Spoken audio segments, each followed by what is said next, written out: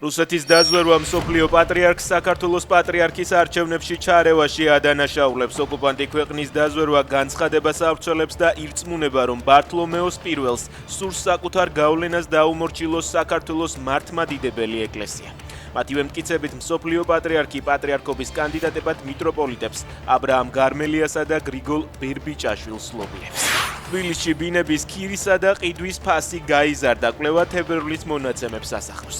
გასაყიდი ბინის ფასმა კვადრატულზე $1398 შეადგინა, ქირის საშუალო ფასი კი კვადრატულ მეტრზე $10.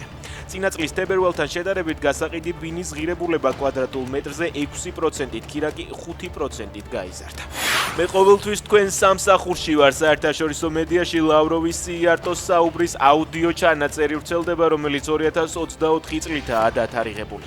უნგრელი მინისტრი მზად იყო მოსკოვის ინტერესების წინ წაწევისთვის ევროკავშირში, ნათქვამია ჟურნალისტურ გამოძიებაში, რომელშიც სხვადასხვა ქვეყნის მედია ორგანიზაციები მონაწილეობდნენ.